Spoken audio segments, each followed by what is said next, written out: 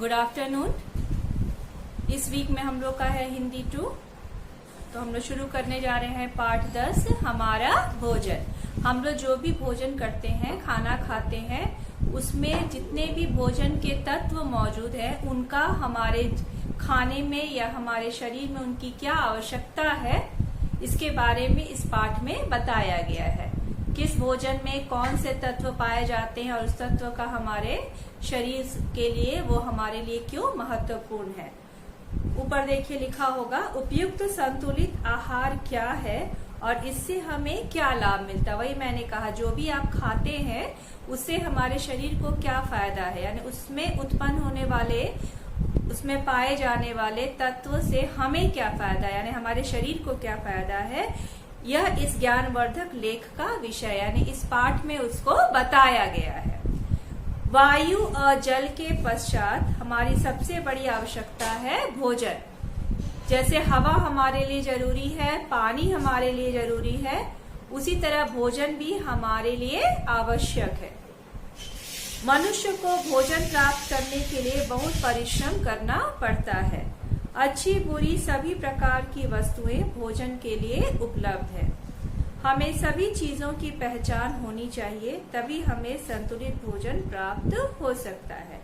खाने में अच्छी चीजें भी हैं, बुरी चीजें भी हैं। बुरी चीजें मतलब बाहर के जितने हैं खाने वाले चीजें जो बाहर हम लोग खड़े होके खाते हैं, या बहुत सारे ऐसे जैसे बर्गर है, पिज्जा है, इस तरह से खाने से हमें हानियां भी होती है।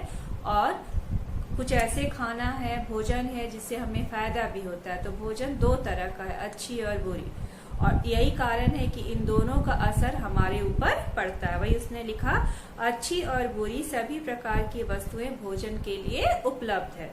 हमें सही चीजों की पहचान होनी चाहिए, यानी हम जो खा रहे हैं उसमें कौन कौन से फायदे हैं या उससे कौन कौन से नुकसान हैं, ये हमें उसके बारे में जानकारी होनी चाहिए खाने के पहले। तभी हमें संतुलित भोजन प्राप्त हो सकता है। संतुलित मतलब बैलेंस डाइट, इसको कहते हैं बैलेंस डाइट। संतुलित भोजन जो हमारे लिए क्या, हमारे शरीर के लिए कितना क्या चीज जरूरत है उसके हिसाब से हमें खाना चाहिए। हमारे शरीर को वसा की कितनी जरूरत है, कार्बोहाइड्रेट की कितनी जरूरत है, प्रोटीन की कितनी जरूरत है, ये सब के बारे में हमें जानकारी होनी है। तो भोजन का उसने उद्देश्य बताना शुरू किया। तो उसमें उन्होंने बताया, पहला उद्देश्य लेखक ने, बच्चों आओ पहले यह देखिए कि भोजन करने के उद्देश्य क्या है, क्यों हम लोग भोजन करते हैं, क्यों जरूरी है। दैनिक कार्यों में हमारे शरीर के अंगों और मांसपेशियों में छीजन होती रहती है। छीजन मतलब कमी होना। दैनिक कार्यों में, दैनिक कार्य मतलब रोज के कामों में हमारे शरीर के अंगों और मांसपेशियों में छीजन होती है, कमी होती है, कुछ न कुछ कमी होती रहती है। यानी जैसे हम बहुत ज्यादा मेहनत का काम करते हैं तो हमारे शरीर से पसीना, नमक बाहर आता है ना। तो इस तरह से बहुत बार हमारे शरीर को कुछ न कुछ नुकसान होता है जब हम कोई दैनिक कार्य यानी रोज का कार्य करते हैं। जैसे मैंने आपको उदाहरण दिया है पसीना से।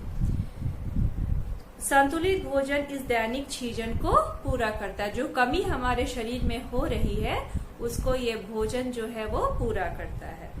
यही इसका पहला उद्देश्य है। दूसरा उद्देश्य उसने बताया, शरीर द्वारा किए जाने वाले कार्यों को ये शक्ति प्रदान करता है। खाना हमें शक्ति देता है ताकि हम अपना काम कर सके। तुमने अनुभव किया होगा कि समय पर भोजन न मिलने से शरीर में निर्बलता का आभास होने लगता है। खाने में थोड़ी देर भी देर होती है या हमें बहुत भूख लगी है और खाने में देर होती है तो हमें उतावलापन लगता है, आलस लगता है, नींद आती है। तो वही उसने कहा, समय पर भोजन न मिलने से शरीर में निर्बलता का आभास होता है, यानी हमको लगता है कि हम क्या है, शक्तिहीन हो गए हैं, हमारे अंदर कोई शक्ति, ताकत बची ही नहीं है। तो इसलिए भी भोजन हमारे लिए जरूरी है। जो लोग शारीरिक श्रम अधिक करते हैं, यानी जो लोग शरीर से मेहनत ज्यादा करते हैं, जैसे मजदूर हैं, किसान हैं, इस तरह के लोगों को भोजन की ज्यादा आवश्यकता होती है। चलने फिरने वाला जो काम है, ना कि बैठने वाला, चलने फिरने वाले कामों में, जैसे मैंने आपको बताया मजदूर है, खेत में काम करने वाले किसान हैं, हल चलाने वाले किसान हैं, इस तरह के लोगों को भोजन की ज्यादा आवश्यकता है। तो इसने पहला उद्देश्य बताया कि हमारे शरीर में जो कुछ भी कमी होती है रोज के कामों से उसको पूरा करता है। और दूसरा उद्देश्य लेखक ने बताया कि ये भोजन जो है हमें शक्ति प्रदान करता है, काम करने के लिए शक्ति प्रदान करता है। अब तीसरा उद्देश्य लेखक ने बताया, भोजन करने का तीसरा उद्देश्य है शरीर की विभिन्न क्रियाओं को नियमित करना एवं शरीर को स्वस्थ रखना। जो भी काम हम करते हैं, शरीर हमारा जो भी काम करता है, चलना है, उठना है, बैठना है, हंसना है, ये सभी क्रियाएं जो है वो संतुलित रूप से होती है। अगर हमारे खाने में, बैलेंस डाइट में, संतुलित भोजन में सभी तत्व बराबर मात्रा में मौजूद हो तो किसी भी एक चीज की कमी से मनुष्य रोगी हो जाता है। वही उसने कहा, विभिन्न क्रियाओं को नियमित करना एवं शरीर को स्वस्थ रखता है। तभी हम अगर संतुलित भोजन करेंगे तो हम क्या होंगे? स्वस्थ होंगे। संतुलित भोजन के अभाव में, अगर हमारे संतुलित भोजन में कोई भी कमी हो गई हो तो अनेक प्रकार के शारीरिक रोग उत्पन्न हो जाते हैं। वही मैंने कहा, कुछ भी कमी हो जाती है खाने में तो कई प्रकार के रोग हमारे शरीर में उत्पन्न हो जाते हैं।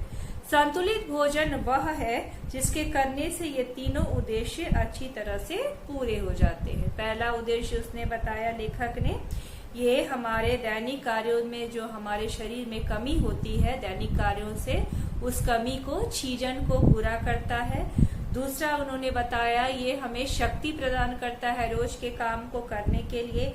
और तीसरा इन्होंने बताया, सभी क्रियाओं को नियमित करने के लिए और शरीर को स्वस्थ रखने के लिए भोजन आवश्यक है। तो ये तीनों उद्देश्यों को ध्यान में रखते हुए लेखक ने कहा, ये उद्देश्य भोजन में उपलब्ध अलग अलग तत्वों से पूरे होते हैं। खाने में जो जो भी तत्व है, ये सारे तत्व एक साथ मिलकर हमारे शरीर को शक्ति प्रदान करते हैं, काम करने में हमें शक्ति देते हैं। आओ अब हम इन तत्वों के बारे में जानें। पहला उन्होंने बताया, खाने में मौजूद प्रोटीन, इसका मूल स्रोत वनस्पतियां है। वनस्पतियां मतलब पेड़ पौधों से मिलता है, जैसे दूध है, दही है, दालें हैं, अंडा है, मांस है, ये सारे चीजों से हमें प्रोटीन प्राप्त होता है। गेहूं में भी कुछ प्रोटीन होता है पर चावल में नहीं। चावल में क्या होता है? कार्बोहाइड्रेट। उत्तर भारत में प्रोटीन का मुख्य स्रोत दालें हैं। दूध दही में प्रोटीन पर्याप्त मात्रा में होता है, अतः इसका नियमित सेवन करना चाहिए। कैल्शियम और फास्फोरस, इससे हमारे दांत और हड्डियां मजबूत बनते हैं। जिन बच्चों को ये खनिज पदार्थ पर्याप्त मात्रा में नहीं मिल पाते, उनकी हड्डियां कमजोर हो जाती हैं। कैल्शियम और फास्फोरस का मुख्य स्रोत दूध है, इसलिए बच्चों को पर्याप्त मात्रा में दूध पीना चाहिए।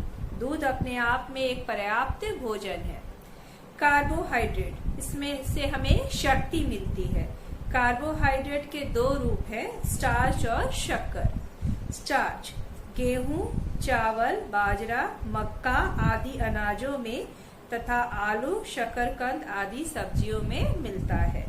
शक्कर, यह हमें चीनी, गुड़ आदि पदार्थों से मिलती है। हमारे सांस लेने से खून में ऑक्सीजन जाती है। शक्कर इस ऑक्सीजन के साथ मिलकर चलती है, इसी से हमें शक्ति और गर्मी प्राप्त होती है। तुमने देखा होगा कि दुर्बल व्यक्ति रोगियों को ताकत पहुंचाने के लिए डॉक्टर प्रायः ग्लूकोज देते हैं। ग्लूकोज स्वस्थ व्यक्ति भी प्रयोग करते हैं। जब आप धूप से थक के आइए और आपको प्यास लगे तो ग्लूकोज पीने से आपको शक्ति और ऊर्जा का अनुभव होता है। वो हमारे शरीर में ऑक्सीजन के साथ साथ चलता है, हमें ताकत देता है। इससे भी शरीर में शक्कर पहुंचती है, यानी ग्लूकोज जो है वो शक्कर की कमी को पूरा करता है। उसके बाद लिखा है वसा या चर्बी। शक्ति और ताप का एक अन्य मुख्य स्रोत वसा या चर्बी है। वसा हमें दूध, मक्खन, घी, वनस्पति तेल, अंडे, बादाम आदि से प्राप्त होती है। अधिक मात्रा में वसा खाने से यह शरीर में एकत्र हो जाती है। तो उसको कैसे कम कर सकते हैं? तो उन्होंने बताया परिश्रम करने से। और जो परिश्रम ना करते हैं ऐसे व्यक्ति में वसा की अधिकता के कारण वे मोटे हो जाते हैं।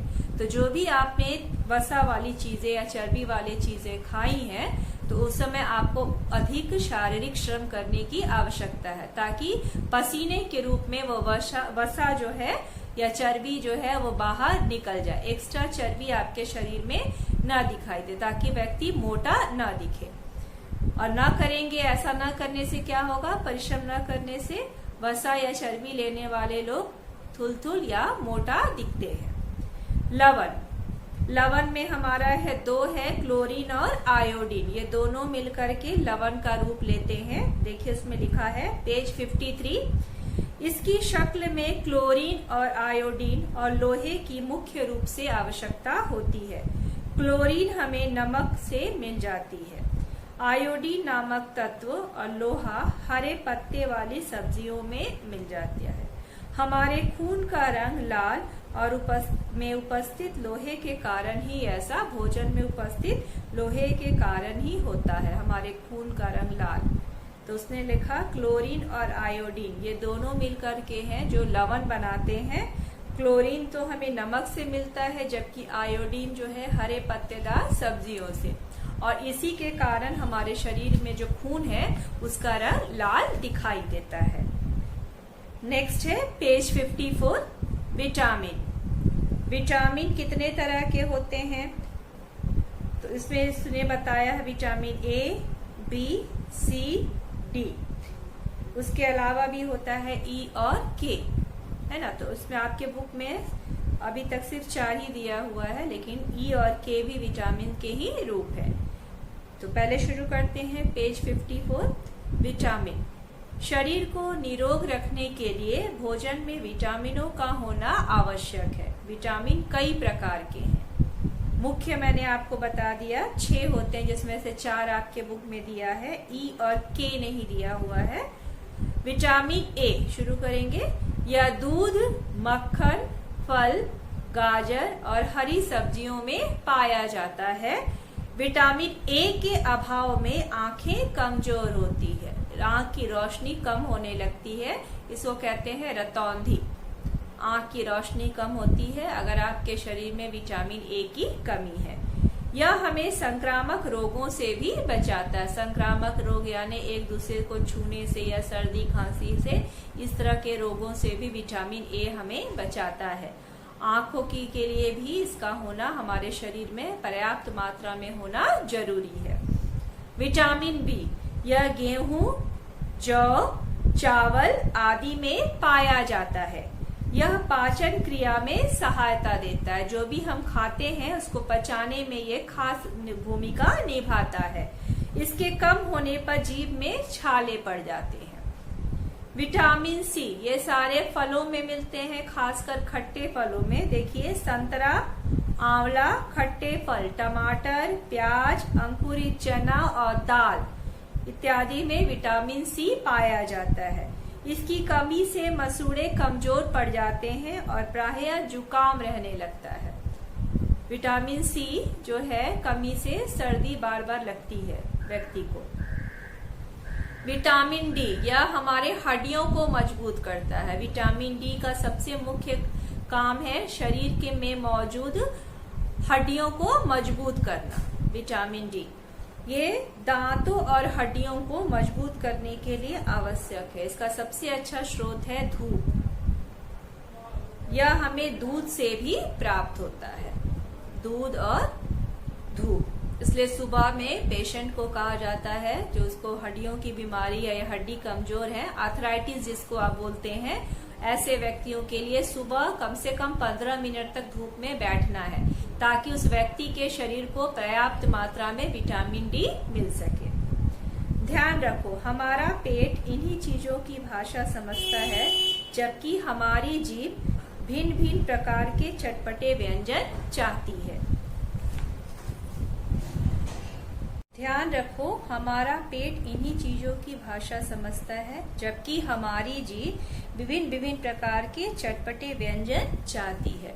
हमारे पेट को, हमारे शरीर को मालूम है कि हमें भोजन में किन किन तत्वों की आवश्यकता है, जबकि ठीक इसके विपरीत हमारी जीभ जो है वो चटपटे खाने की ओर आकर्षित होती है।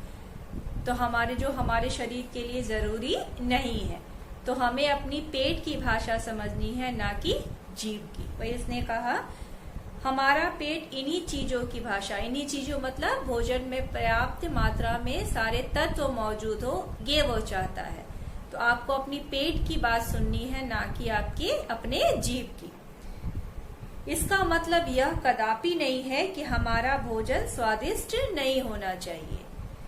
सदैव स्मरण रखें, याद रखिए कि स्वाद भोजन में तो होना चाहिए, पर स्वास्थ्यवर्धक भी भोजन होना चाहिए। स्वाद भी हो और हमारे स्वास्थ्य के लिए जरूरी भी हो। हमारे शरीर में जितने तत्वों की आवश्यकता है वो सब उस भोजन में मौजूद हो। जल भी संतुलित भोजन का एक अंग है। पर्याप्त मात्रा में आदमी को पानी पीना चाहिए, दिन भर में कम से कम 8 गिलास। पानी की कमी से बहुत सारी बीमारियां होती हैं। पेट की समस्या आम बीमारी है। पानी की कमी से कब्जियत की बीमारी होती है। देखिए उसमें लिखा है, दिन में 8 से 10 गिलास जल अवश्य पीना चाहिए। जल के अभाव में कब्ज की शिकायत हो जाती है। संतुलित भोजन पर विचार करते समय एक बात और समझनी चाहिए, हमारे देश में गरीबों की संख्या बहुत अधिक है। वे संतुलित भोजन का प्रबंध नहीं कर पाते। जितने भोजन में तत्वों की जरूरत है हमारे शरीर को, गरीबी के कारण वे वैसा संतुलित भोजन नहीं कर सकते। लेकिन लेखक ने उनके लिए सुझाव भी दिया है, जरूरी नहीं है उनको सारे महंगे चीजों को खाना। वे सस्ती चीजों से भी सारे संतुलित तत्व पर्याप्त मात्रा में भोजन में पा सकते हैं। कैसे उन्होंने बताया, हाँ, वे कोशिश करें तो सस्ती चीजों से भी भोजन के आवश्यक तत्वों को प्राप्त कर सकते हैं। वे हरी सब्जियां खा सकते हैं, पपीता, सेब, केले आदि अन्य फल खा सकते हैं। सदैव यह ध्यान रखना चाहिए कि खाने की वस्तुएं साफ सुथरी हो, अच्छे से धुले हुए हो और अच्छे से पकी हुई हो, कच्ची ना हो। वही उसने लिखा और उन्हें ठीक तरह से पकाया गया हो। तो ऐसा नहीं है कि व्यक्ति गरीब है तो वो संतुलित भोजन नहीं कर सकता। फलों में, हरी सब्जियों में भी पर्याप्त मात्रा में सारे विटामिन, प्रोटीन, कैल्शियम मौजूद होते हैं जो हमारे शरीर के लिए आवश्यक है। तो आज हमारे यहाँ पे लेसन 10 हमने कंप्लीट किया, हमारा भोजन। उसमें सबसे पहले लेखक ने बताया पानी और हवा के बाद तीसरा बहुत जरूरी हमारे शरीर के लिए आवश्यक तत्व है भोजन। भोजन क्यों करते हैं, क्यों खाते हैं, इसके लिए लेखक ने 3 मुख्य उद्देश्य बताया। सबसे पहला उद्देश्य उन्होंने बताया कि हमारे शरीर में जो हम रोज काम करते हैं उससे जो कमी होती है उसको यह पूरा करता है, छीजन को पूरा करता है, यानी कमी को पूरा करता है।